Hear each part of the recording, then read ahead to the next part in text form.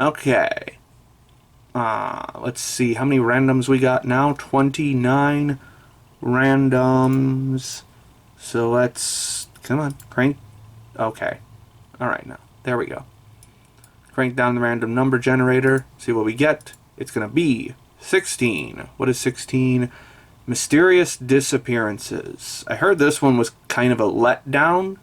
I didn't really have any hype for it in the first place, so let's see what it's about, because I have no clue what this is about. Yeah, I've seen like a million shows like this already. I don't need any more, to be honest. I've got about 2/3 through the first episode of Mysterious Disappearances. This is your very standard urban mystery, supernatural series. Curses. I assume yokai will show up at some point. So on and so forth. There's nothing notable about this one aside from the fact that the main character has absolutely massive tits. Like fucking gigantic bazongas. Also, this show has a penchant for crotch shots. Like a lot of camel toes in this anime. It's weird only in that how frequent it is and how obvious it is. But I don't particularly care for any of these characters after 16 minutes of watching this show. The art design is totally average. I've seen this a million times before, except for the tiggled bitties. And even then, I have seen those before in something. Like, if it had a little bit more edge to it, this would be in like a Kemono Jihen kind of realm. But this is just totally unremarkable. This would be like a light 5 all the way through for me. There's nothing special about this, so I don't really feel any need to continue. I can get giant tits anywhere else. Alright, Mysterious Disappearances off the list. Let's roll again and see what we get. It's going to be 26, another low one. Garouden, Way of the Wolf. This is one of them Netflix OVAs or something. Have not heard anyone talk about this. Let's give it a shot, I guess. Okay, yeah, I know exactly what kind of show this is, which I probably could have surmised from the title and the key visual, but I had to watch to make sure, and I have absolutely no interest in this whatsoever. I got about halfway through the first episode of Garouden, and this is just the most unironic, macho, masculine fighter thing that I've seen in a very long time. In a very American way. Now that I think about it, it's like, oh, this guy, he's so tough. Like, he's the best martial artist, and he took down a bear just by doing martial arts moves on it. But he's a criminal because he killed the guy who broke into his master's dojo, and now he's on the run. And now he has to work for this seedy guy in the underbellies of society, and has to do jobs that he doesn't want to do. And he's got this inner wolf that he has to keep suppressed because he can't let the anger take over. And it's so cheesy and corny. I feel like I'm watching a not Tom Selleck, well, probably Tom Selleck, but like a Steven Seagal movie. That's what it feels like. It feels like a fucking Steven Seagal movie. And it's not particularly good looking. It's not terrible looking, except I think the color palette is super bland and gray and dull and not interesting. But yeah, if you want a Steven Seagal movie but it's anime, maybe give Garouden a shot. Me, I really don't fucking care. I'm moving on. Okay, Garouden is coming off the list. Let's roll again and see what we get. It's gonna be 15. What is 15? Bartender, Glass of God. Okay. I tried watching the original series and found it incredibly fucking up its own ass. So maybe this version will be a little bit better? Who knows? Let's give it a shot. Alright, another unexpected finish. I just finished up all of Bartender, Glass of God. If I recall, I believe I mentioned that I tried the original series and did not like it at all. So I guess I'll start by saying why I prefer this one over the original. The original comes on very strong with its presentation, both in terms of in terms of everything, really, in terms of cinematography, like shot composition, color design,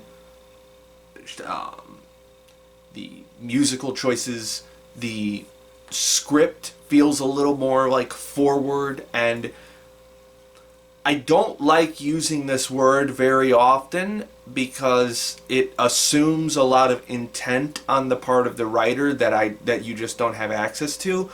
But there was a lot from what I watched of the original. It felt kind of pretentious. It felt very self-important and up its own ass. And what I like about this new version is that it's a lot more relaxed with the same kind of material, where it's like the bartender is this like sort of comforting figure who can ease the guests' woes by reading them Sherlock Holmes style and giving them exactly what they need. That's what our savant bartender Ryu is like. But in the remake, the presentation is like, "Hey, man, you want to come and have a drink? Here, I got something for you right here." And now I'm gonna wax poetic a little bit about it, in a very like soothing tone. Takuma Terashima was a perfect choice for this bartender character. I don't know, I can't remember off the top of my head what else he's done, but I have definitely heard his voice before, and he's got this very soothing calmness to him. If I recall correctly, he didn't do the original one, so I don't know who did the original one, but I do really like Terashima's performance here, and it's just very inviting and not harsh in any way. It's just very relaxing, which I think is a much better tone to strike than this very artsy, in-your-face stuff that the original kind of bombards you with in its opening scenes. So that was definitely this new one was definitely a lot more my speed. Now, it comes with a cost in that overall this anime is just kind of average looking. I would say like slightly above average looking. I would give this like a C plus, maybe a B minus. Occasionally it gets into like B minus territory, where it's like the character designs are good. They're not particularly unique, but they are pleasant to look at. They match the personalities of the characters fairly well. There's not. The production didn't really seem to waver until like the last couple episodes. I think it was like episode 9 or 10 was when I first started noticing stuff that was a little wonky. But overall, it's like decent production. Most of the shots, they're not like completely without thought and just like there's not like purely for efficiency shots. There are some things where it's It's very conventional, like specific types of close-ups of stuff. Sometimes it's just like a close-up of the face, sometimes it's of the mouth, sometimes the eyes, sometimes different parts of the body, so on and so forth, to convey different ideas and stuff. And it's good at doing that, but there's not gonna be any very... There isn't any very striking cinematography, which again is part of what makes it such a breeze to watch, or not such a breeze, but such a relaxing kind of watch. But it also means that it's just not... I'm not going to remember a lot about how this show looked once I move on to other stuff. So, not bad to any degree, really, except for like a few wonky moments. But it is definitely like a C-tier production overall. But I guess it's fine. Everything about it is fine. Even like the show itself is fine. It really hooked me with the... I will say the main draw for me with these shows is the different drinks that are made. I'm a bit...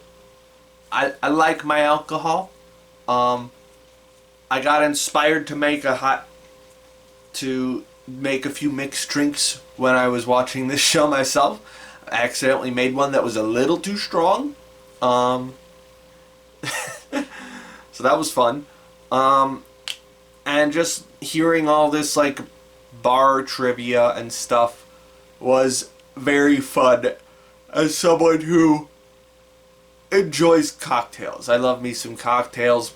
My personal favorite is a mule, and that showed up in the show at some point, so I was very happy to see that.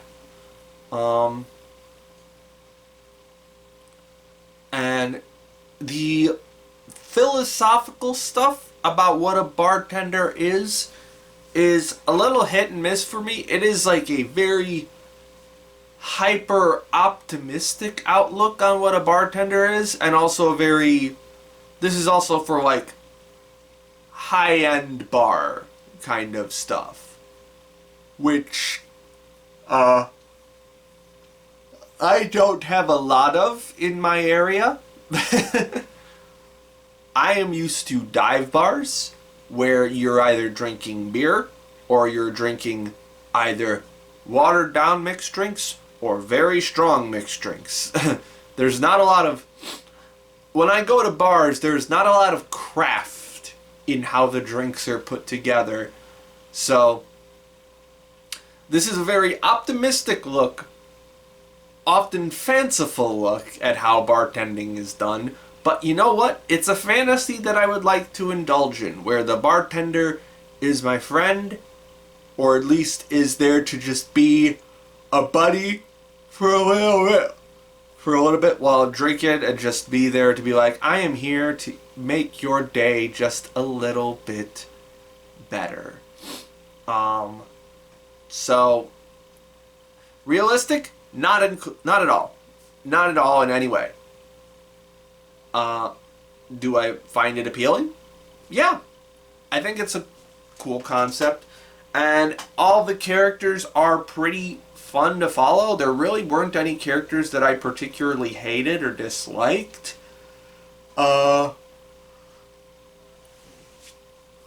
There's not a lot of standouts per se, but they had some really solid chemistry amongst all each other. It was fun to watch these characters hang out and have drinks with each other.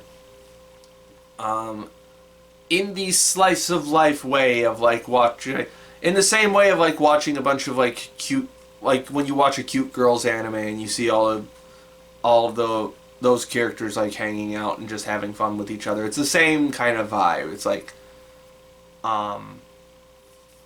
Trixie had a video once where she compared slice of life anime to Let's Plays, and it's like the same kind of feeling there of just having a drink with some pals who are having a good time.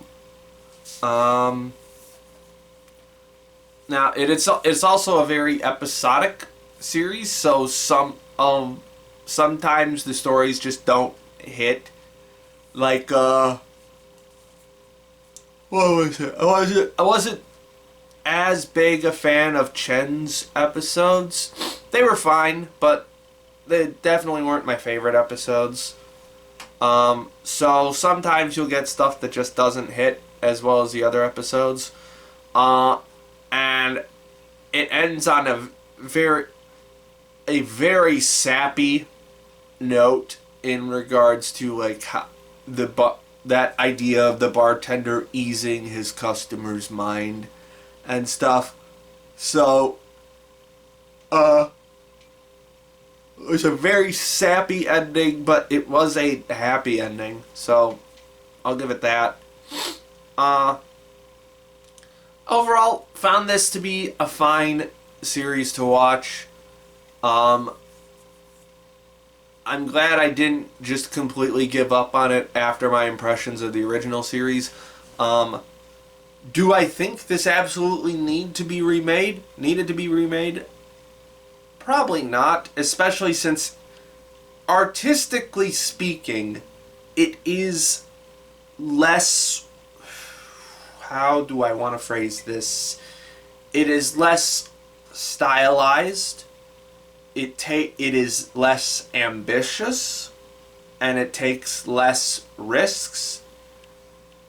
But that's kind of what made it appealing to me over the original. Despite I love art that takes risks, but sometimes those risks just don't pay off, which is why the original did not work for me, and this one did.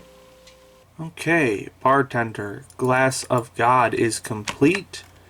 And where did I decide I was going to put this? I'm going to put this right in here. And you're going to get a decent 6. Is a fun little show that I'm probably not going to remember a bunch of later, but I had fun in the moment. Okay, how many randoms we got left? 26. So let's roll that random number generator again and see what we get. It's going to be 20. What is 20? Oblivion Battery. I believe this is a baseball anime? I have not heard anyone talk about it, though. Let's see if it's a hidden gem or not. You ever see one of those shows where it feels like it's got a good thing going and like everything's just like right in its place, and then it's got that one fucking thing that ruins everything? That's this show. And the fucking thing that ruins everything is the personality of the catcher, K, which is beyond fucking obnoxious. The immature humor, the shouting, the everything. I cannot stand this fucking character. He sucks ass. I hate it. I hate it so fucking much. It's not... Like, I'm fine with him... Look, I watched all of Gintama. I'm fine with immature humor. This is just bad, immature humor. It sucks. And aside from that, though, like, the premise of this is, like, catcher gets amnesia and loses all of his baseball knowledge. And so the pitcher that he's paired with is like, I'm going to make you remember baseball. And so I guess that's going to be, like, the inciting, like, the motivation for this series. But, like, they don't really feel like friends. Like, they just feel like, even the flashbacks where it shows like they're supposed to be friends, we don't really get a lot on that front. They're just kind of teammates. So I don't really feel a strong motivation for this guy to get his memory back, other than the fact that these two were really fucking good together at playing baseball. I feel nothing for them.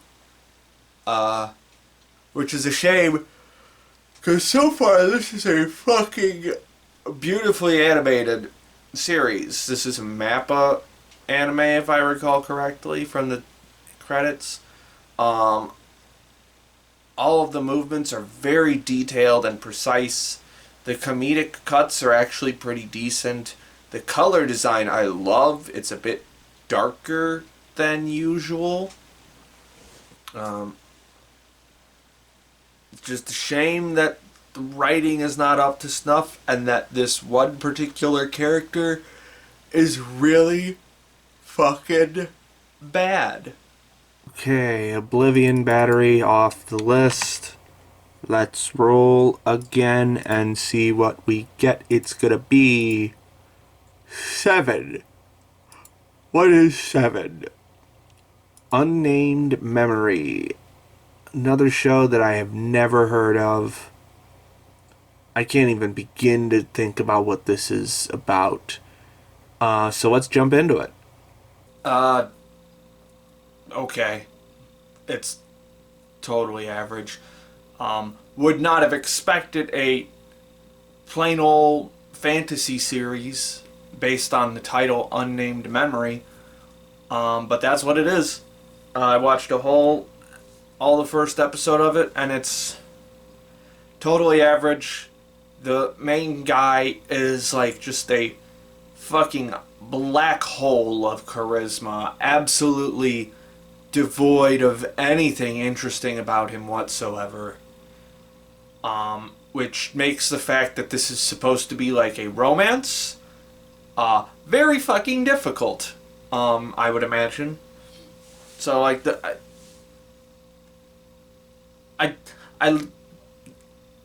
well, I don't know if I like the premise, but the premise is at least interesting. It is more in line with my, well, no, not even that. So the premise for this show is like this dude gets cursed by a witch so that anytime he impregnates someone, it will cause the mother to die because of like a strong magic that will be emanating from the fetus. Interesting concept. And so only a person with a strong resistance to magic can survive the childbirth. And so immediately upon hearing that, I'm like, oh, it's gonna be the witch, the other witch that he's talking to, like a different witch than the witch that cursed him. So it's like, oh, I see the setup here. And if these characters were likable, or like at least had personalities, I might have been able to ride with it. But they don't really. Obviously, the main dude has nothing, and the female lead has almost nothing. She is cute. I'll give her that. Good design. Not an interesting design, but a good design. It's very traditional for this kind of character. And she's a witch who has been around a while. And that's all I can say about her off the top of my tongue, other than she's a little bit embarrassed by the fact that this dude immediately proposes to her upon learning that she would be able to have his child successfully, which seems normal.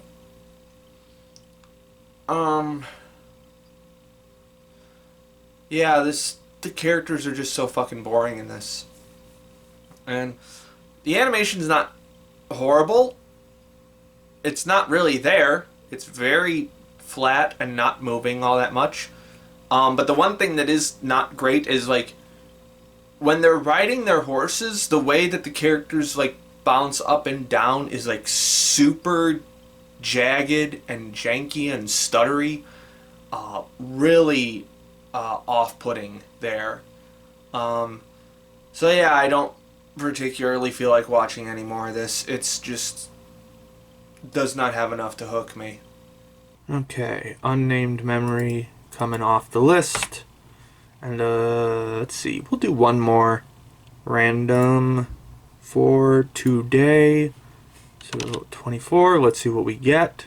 23, this is a movie, I think. Nope, it's Nijiyon Season 2. Okay, this is a weird short series for the Nijigasaki Love Live series. Thought the first season was pretty average. Let's see if this one's at least around there or a little bit better. Okay, yeah, I think that's about all I need to watch of that. I watched the first 3 episodes of Nijiyon Season 2. It's really nothing. Like, it is a testament to how much I love the characters of Nijigasaki that I made it all the way through the first season of Nijiyon and all of the specials. So I've watched like 18 episodes of this, which isn't really a lot because they're 3.5-minute episodes. But, like, there's a lot more misses than hits now in terms of the comedy and stuff. And it's not particularly good looking. They're really cheap looking chibi models, and B, it's CG. Very, very, very occasionally it will do just, like, traditional, like, 2D animation. But that's very, very rare. There was one really nice shot of Setsuna doing a cat thing that was really well animated. But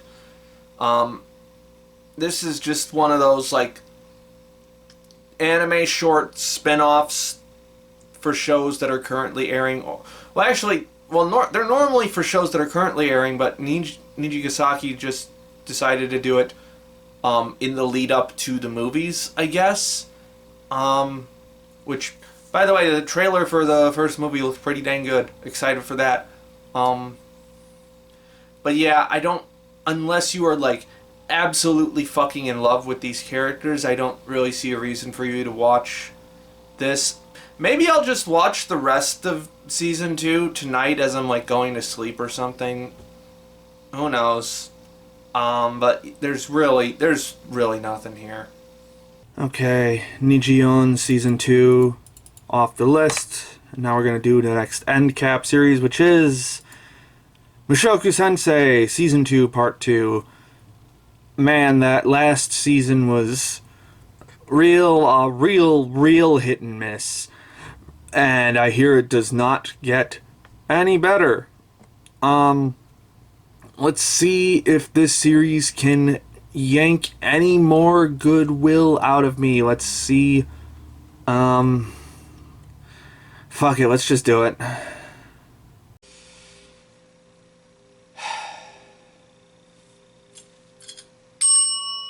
Okay then. I just finished up all of Mushoku Tensei Season 2 Part 2. This certainly is an anime. Okay, so I think I've finally narrowed in on what I, in particular, do not like about this show, despite the fact that I'm still going to give it a positive rating in the end. Because I do like this season more than the previous season, but the faults of the previous season, while not as intense, are still much more obvious now.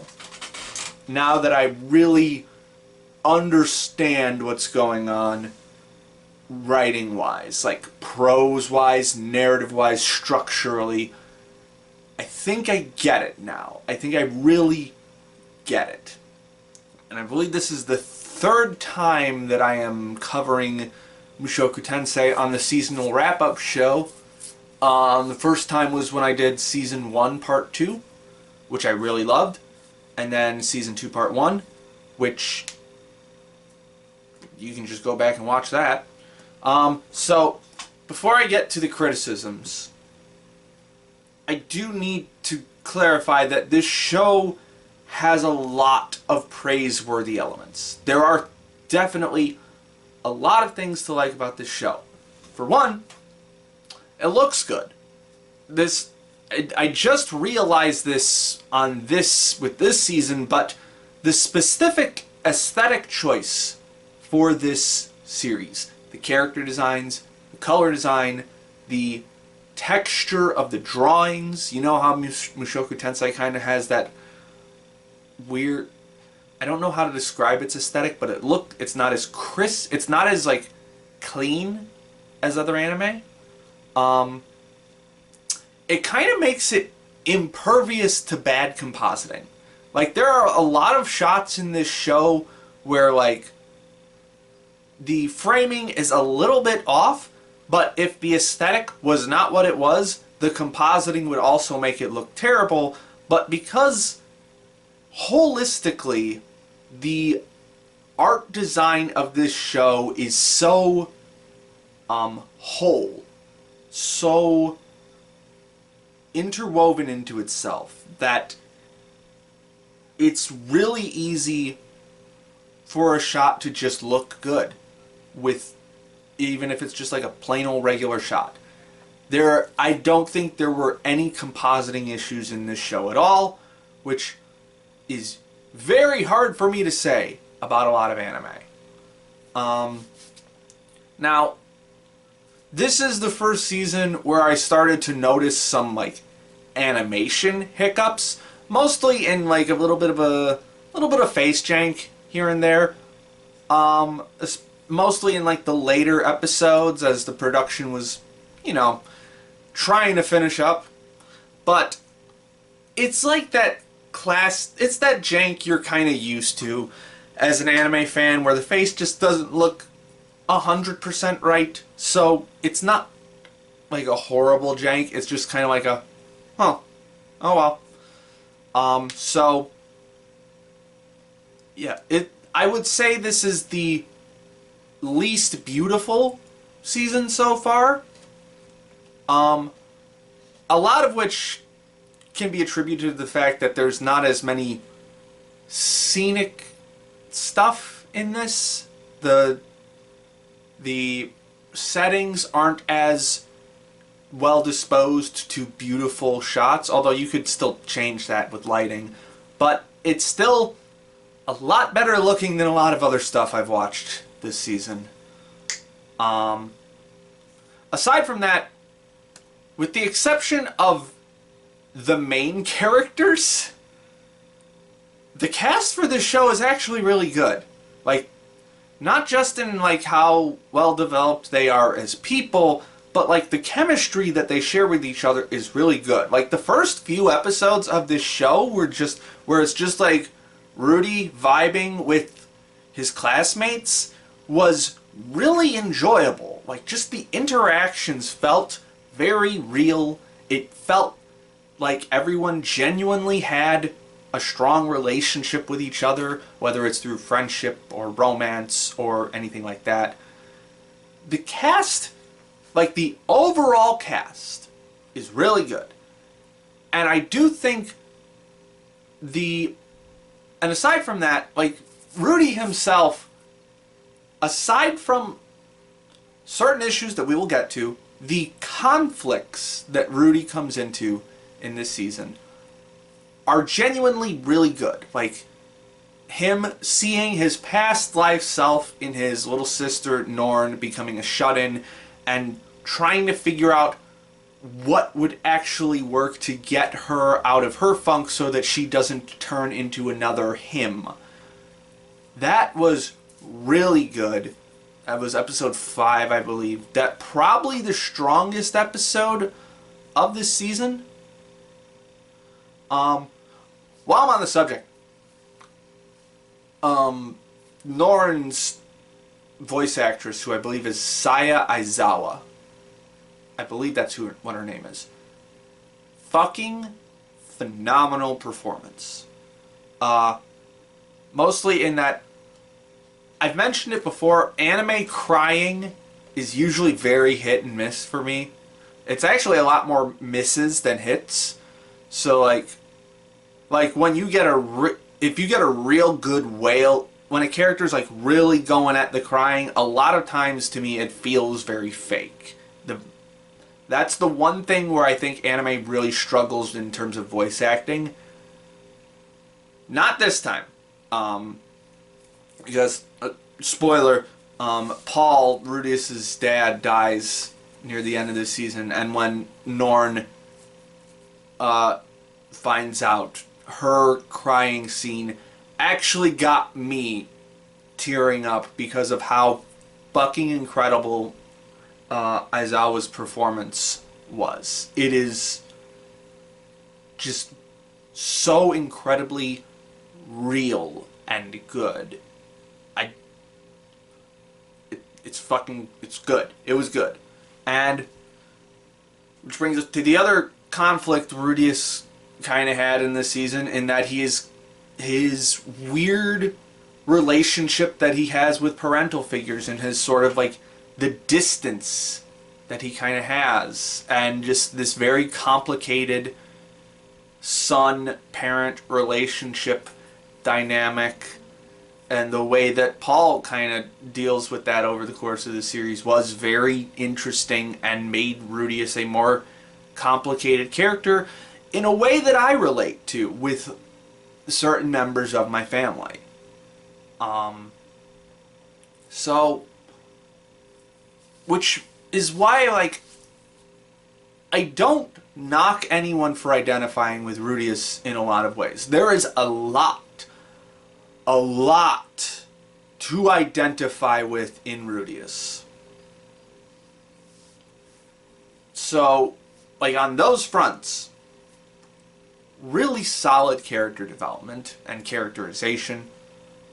Aside from that, just the fact that the show, like, the story itself is so simple that it really just lets you drink in a lot of these good character interactions and just absorb the aesthetic of this world. It's a very back to basics fantasy isekai in a lot of ways. Oh, I loved all of the stuff with Nanahoshi. She was definitely one of the star side characters of this show. Her breakdown, and the like mechanics of how they figure out the teleportation stuff was very fun to watch. Loved that. Now, let's talk about the sex stuff. Now, I'm going to give Mushoku Tensei credit in that it's not the most realistic poly relationship I've ever seen. There is some stuff where I look at it and I just go, no, that's not quite how that works.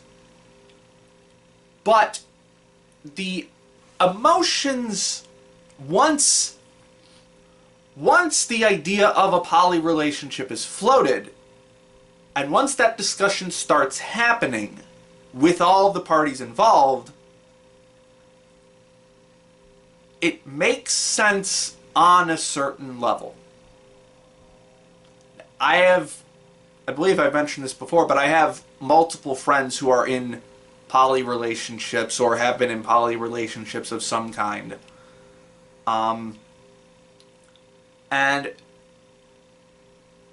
some of what I saw resembled some of the stuff I've seen in real life. Not all of it. We'll get to it. So I want to be very explicit about what I do not like about this situation. I do not dislike the fact that Rudius is forming a poly relationship.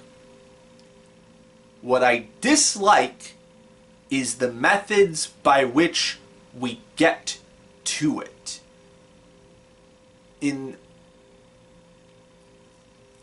Firstly, the first episode still shows the stupid fucking altar with, the one that has Roxy's panties in it. Do you remember that? Thankfully, I forgot about it by the time this season was over. But they reminded you of it at the start of this episode, those panties are like a decade old at this point. So, I don't know why they felt the need to remind us of that. That didn't really have anything to do with what I wanted to talk about. I just wanted to remind you that that still exists. Because this show is fucking weird. Just like the fact that, I don't think we needed to see Roxy piss herself at the part where she was about to die. I don't think that was necessary. That was in fact a choice that was made. Like, it doesn't matter whether it's realistic or not in the scene. The point is, someone chose to depict that. Multiple people chose to depict that.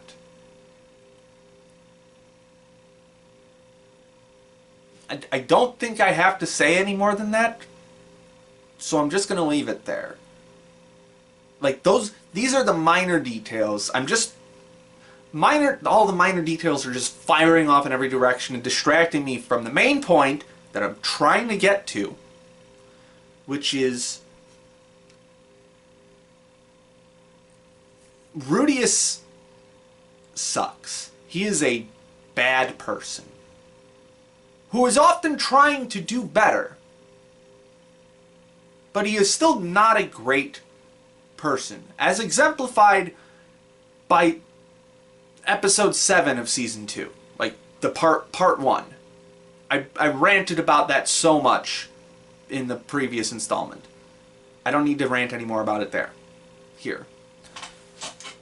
But, like,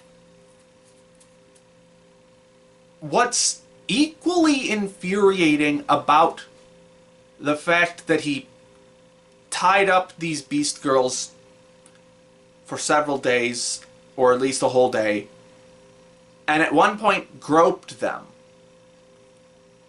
That's really fucking bad. But what actually makes it intolerable is that Sylphie sees him describe what he does, and her reaction is, huh, that's a little weird, but go off, King. That is my point about what really frustrates me about Mushoku Tensei, is that everything after season 1, after the only good love interest, Eris, who I have a figure of, as you can see, after she leaves,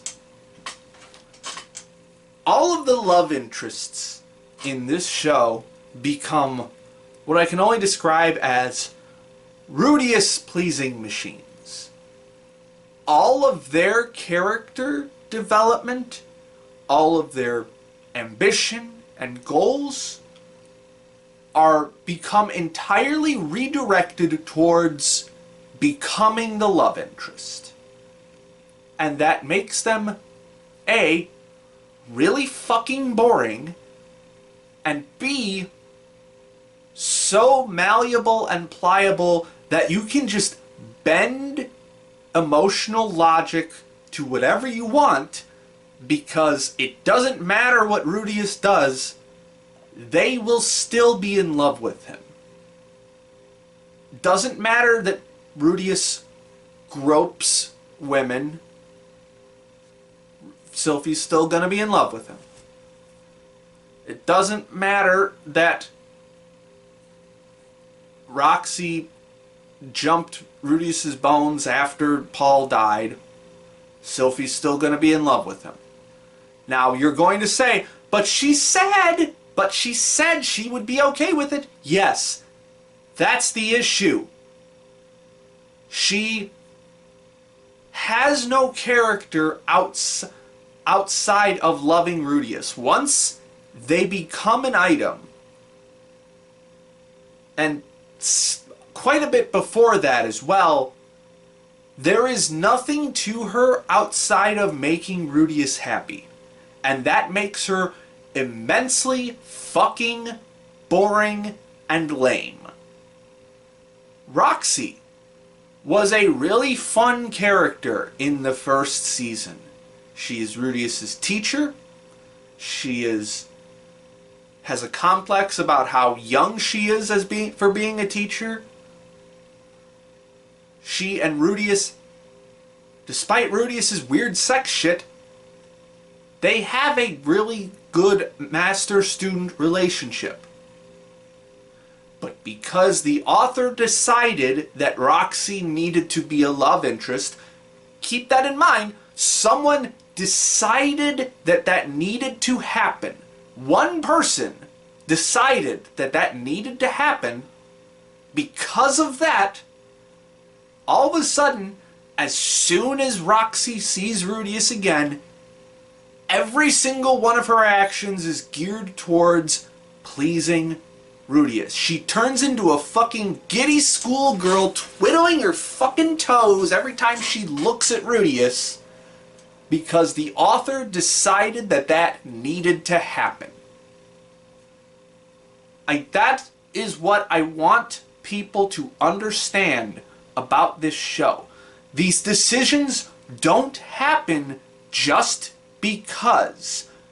This is a show that is written by someone.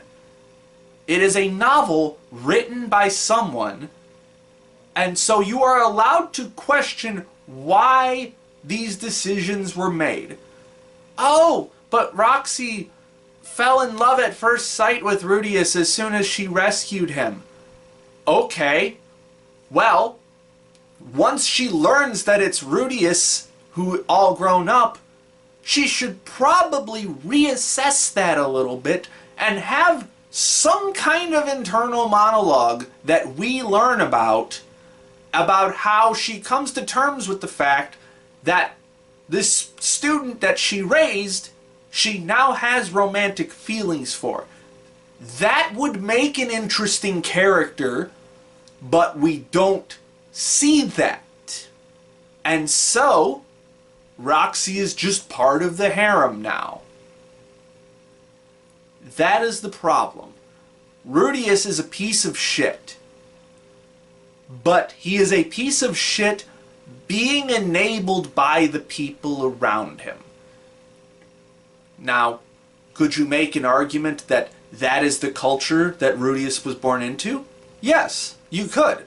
That is the argument that I made in Season 1, Part 1, when Eris's father was encouraging Rudius to finger bang her while no one was looking.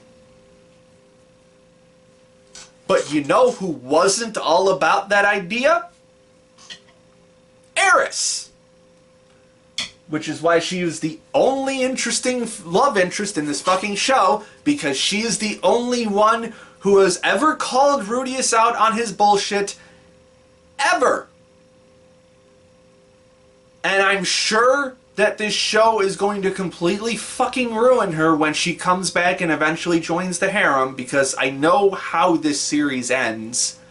It's impossible for me to not know how this series ends because it's so popular and I just see it everywhere.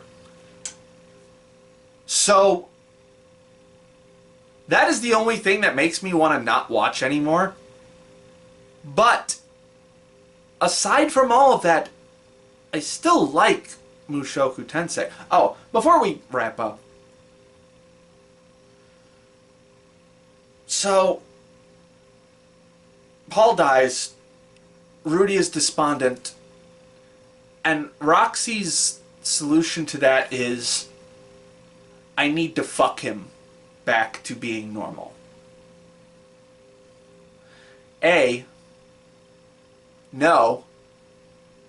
That's a horrible idea, and I don't know why it worked. Logically or emotionally, I don't know why it worked. But B, she has this speech beforehand about how she watched over him as he grew up.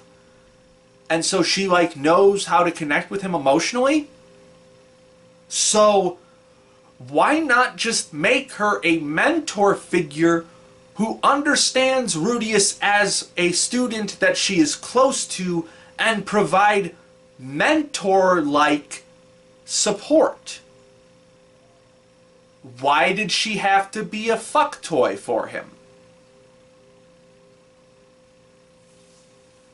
That is what I want people to think about when you see all this criticism of Mushoku Tensei, or when you see this rabid defense of Mushoku Tensei, because I have never seen a show be so vociferously defended against detraction.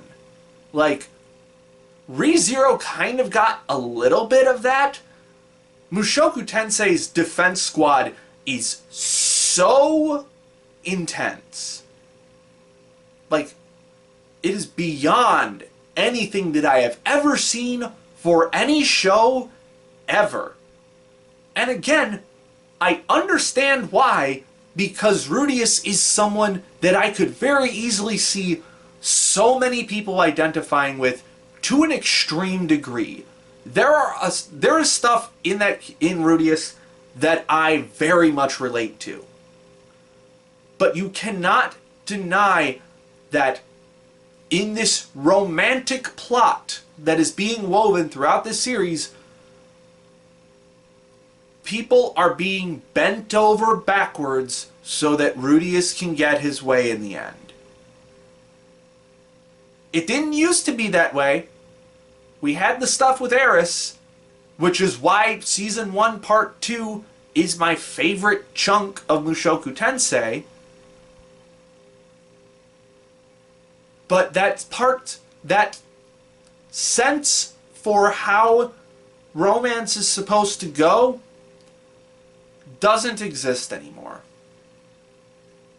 The heroines are here to make Rudius happy now, regardless of whether that makes them interesting characters or not. In fact, a lot of characters are just there to do things for Rudius. Sometimes negative things, like how they fucking Casca'd his mom. Gave her the old brain dead treatment after freeing her from the crystal prison, whatever it was.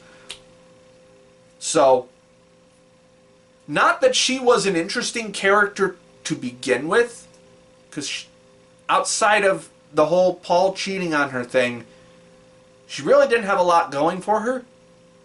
But now she basically has nothing. She is just a lump of meat that is there to make Rudius sad because he failed, sort of. And again, thematically, I understand why it's happening. It's there to contrast, or not to contrast, but to show that Rudius is still making the same mistakes with his parental relationships that he did in his past life. But now you're doing it with an empty shell of a character.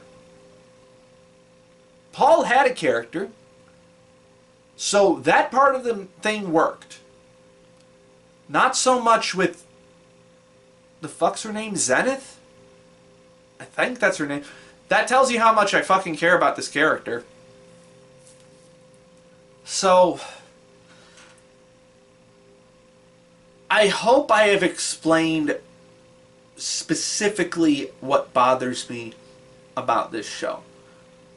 You can find justifications all over this show for why these characters are acting that way, but you have to understand that they are justifications for an end and not well-balanced characterization to make these heroines more interesting. Sylphie is fucking boring. As much as I love the trad wife thing, I do actually like that trope, kind of. For what? I can't believe I fucking said that out loud, but I do. There's something in my brain that makes me like that trope. For as much as I like that, she's not an interesting character. For as much as I liked Roxy in the first season, she's not an interesting character in this part of the show. She becomes so fucking boring and is bent over backwards to become Rudius' second wife. I don't have a problem with it being a poly relationship. Hell, at this point, I have significantly less of a problem with Rudius just being a bad fucking person. I still have some problem with it because the narrative is kind of given up on punishing him for it. But he is at least trying to be better. The problem is that the entire structure of this show has mostly given up on challenging him on how he relates to women. And that's a real fucking shame. Okay. Mushoku Tensei, Season 2, Part 2 is complete. I keep second guessing where exactly I want to put this. Yeah, I just can't. It's gonna go in the number 20 spot with a light 7. It's a very light 7. I might bump it down to a strong 6 at some point, but I always end up feeling very generous towards this show, despite the fact that it is so fucking frustrating.